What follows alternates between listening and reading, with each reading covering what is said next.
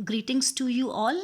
So this is the continuation lecture of stereochemistry, and in this lecture we will be studying about erythro and thioisomers, meso compounds, racemization and its various types like acid catalyzed racemization, base catalyzed racemization, resolution of racemic mixtures, then meso compounds, then asymmetric synthesis, inversion of configuration, that is Walden inversion, and retention of configuration.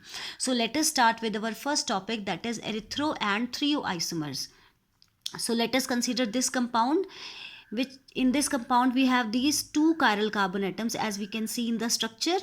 So if both the OH groups are on the same side of the chiral carbon atoms, then the isomer is called as erythrose isomer, and if same groups are on the opposite side of the chiral carbon atoms, then the isomer is called as thioisomers. So if same groups are on the same side of chiral carbon atom, isomer will be called as erythrose isomer, and if the same groups are on the opposite side of chiral carbon atom, then the isomer will be called as thioisomer. So next is, what are the meso compounds? So meso compounds, they are the optically inactive compounds whose molecules are not chiral, even though they have two or more chiral carbon atoms. And the most common and famous example of meso compound is tartaric acid. Its formula is CHOHCOOH bonded by CHOHCOH. So we have marked these two chiral carbon atoms by these stars. So we will draw its various possible structures of this tartaric acid. So this is the first structure. This is chiral carbon atom. This is the structure number 1. We can see COH, CHOH, here OH, H and COH. This is the second structure. In this, OH is on the left side, H on the second carbon atom, OH is on the right side and H is on the left side. So we can see this 1 and 2, they are the pair of enantiomers of each other. They are enantiomers of each other's, and also they are non-superimposable mirror images of each other. Also we can draw this structure as we can draw same atoms or group on the same side of chiral carbon atoms. So here H is on the same side and OH is on the same side. This is structure number 3. Also in structure number 4 we have drawn OH on the left hand side and H is on the right hand side. So if we compare structure 3 and structure 4, we can see that in spite of two chiral carbon atoms, molecule as a whole is achiral in nature. Why? Because this molecule has this plane of symmetry in it. So because of the presence of this plane of symmetry, this molecule as a whole is achiral in nature, despite this molecule has two chiral carbon atom. So such type of compounds are optically inactive in nature. Also, these are optically inactive and they are also called as internally compensated compounds. Internally compensated compounds. So we can say that tartaric acid has 3 isomers. First is minus tartaric acid, which can be enantiomer first or second. This can be decided by studying its specific rotation. Plus tartaric acid, which can be first or second. Again, it can be decided on the basis of specific rotation. And third is meso tartaric acid, which can be third or fourth. So meso compound is that compound, it has two or more chiral carbon atoms, but molecule as a whole is achiral in nature because of the presence of plane of symmetry. And also meso compounds are internally compensated. Plane of symmetry is present within the molecule. Not any external factor has compensated its optical activity or has made it optically inactive. So these compounds are internally compensated and they are permanently optically inactive in nature. So this was the example of tartaric acid we discussed. Another example is 2,3-dichlorobutane. So same way we can say that 2,3-dichlorobutane, it also has 3 isomers. First is dextrorotatory 2,3-dichlorobutane, second is levorotatory 2,3-dichlorobutane, and third is meso 2,3-dichlorobutane, which is internally compensated or permanently optically inactive in nature. So next is, what is racemization? Racemization is the process of converting optically active substance into optically inactive racemic mixture. And this racemic mixture, why this is optically inactive? Because it has equal amount of enantiomers. So what is racemic mixture? We can define racemic mixture as any mixture which has equal amount of enantiomers in it. And the process is called as racemization. So in racemization, we convert optically active substance into optically inactive racemic mixture. And racemization, it is of two types: acid catalyzed racemization and base catalyzed racemization. Acid catalyzed and base catalyzed racemization. So first is acid catalyzed racemization. So we have drawn this structure: CH3, C double bond O, C, CH3H, C2H5. This is plus keto form of this compound. In the presence of acid, we can see H positive will attack this oxygen atom and these electrons will move on this side. So this carbon will develop this positive charge and we will get this structure. Now this H positive will leave this molecule, minus H positive, and these electrons will shift on this side and this positive charge will vanish. So we will get this. Now we have this OH. So this is the enol form, and in this enol form we can see there is no chiral carbon atom, so there is loss of chirality. Again, there is some rearrangement in the structure.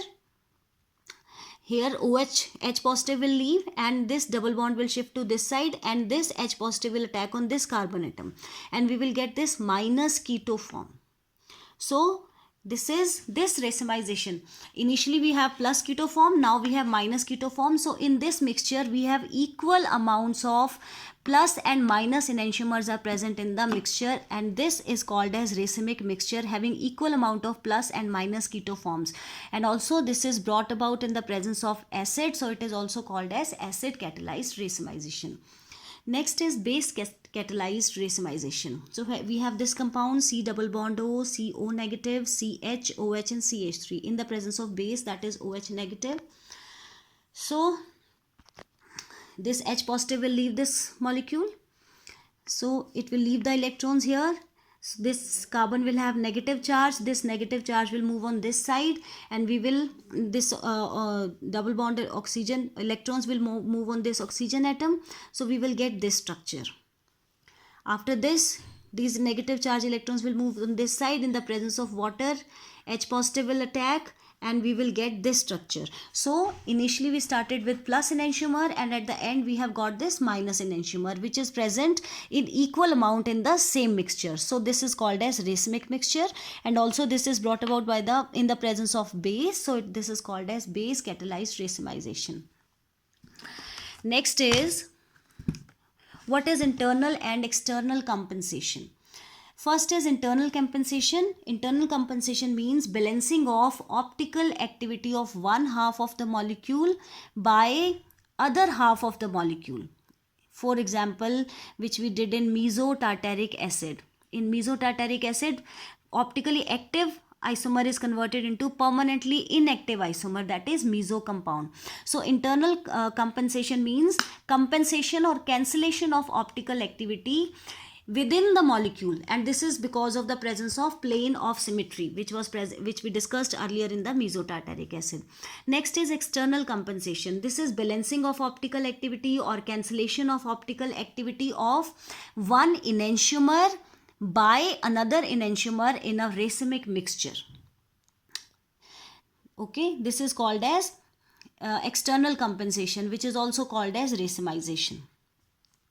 So we can discuss the difference between external and internal compensation in this tabular form also. Next is resolution of racemic mixture. What is resolution? Resolution means separation of racemic mixture into its enantiomers. Separation of racemic mixture into its enantiomer, that is plus form and minus form, dextrorotatory and levorotatory separately. Also this process is not very easy because enantiomers, they have same physical and chemical properties. So what are the methods of resolution? First method is mechanical separation. In mechanical separation, enantiomers are separated by hand picking with the help of lens and tweezers. For example, sodium ammonium tartrate. And this separation can be done only and only if our substance is present in crystalline form. Then only we can differentiate between both the enantiomers, and these enantiomers can be picked up by lens and tweezers if the compound is present in crystalline form. Second type of separation is biochemical separation or biochemical resolution of racemic mixture. This bio means with the help of enzymes, bacteria, or any living microorganisms. So biochemical separation, it is done with the help of bacteria. So this bacteria grows on the racemic mixture.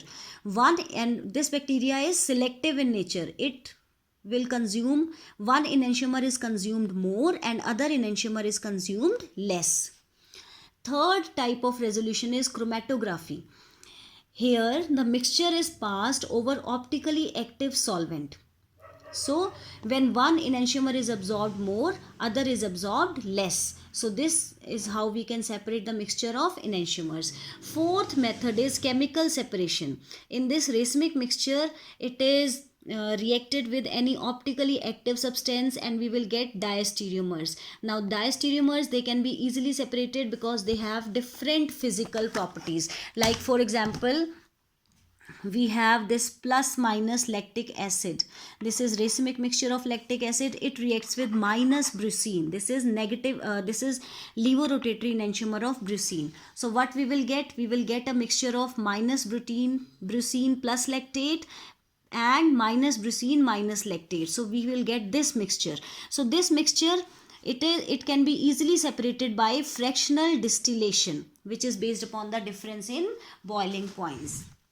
So next is, what is asymmetric synthesis, or it is also called as enantioselective synthesis. Now we know when we convert any achiral carbon at achiral substance or achiral compound into chiral compound, the product is obtained in the form of racemic mixture and it is then resolved into its various enantiomers. But when achiral compound, it reacts with any optically active substance, we get the chiral compound having both the enantiomers, that is plus and minus, dextro and levorotatory, but one of the enantiomer is present in large amount. This is called as enantioselective synthesis. For example, we have this synthesis of mandelic acid, benzaldehyde. It reacts with in the presence of HCN and we will get this mendelonite. It further on hydrolysis will give us minus mandelic acid. So here benzaldehyde was achiral in nature and we will get this product minus mandelic acid, which is chiral in nature. So what is inversion of configuration? Inversion of configuration is also called as Walden inversion. So if any atom or group attached to the chiral carbon is substituted by some other atom or group, then the configuration of the new compound is different from that of the original compound. So if any atom which is attached to chiral carbon atom is substituted by other atom, then the new compound is, configuration of new compound is different from that of the original compound. For example, we have this minus chlorosuccinic acid. Minus means this is levorotatory. It reacts with aqueous KOH and we will get this plus malic acid, that is levorotatory reactant is converted into dextrorotatory product.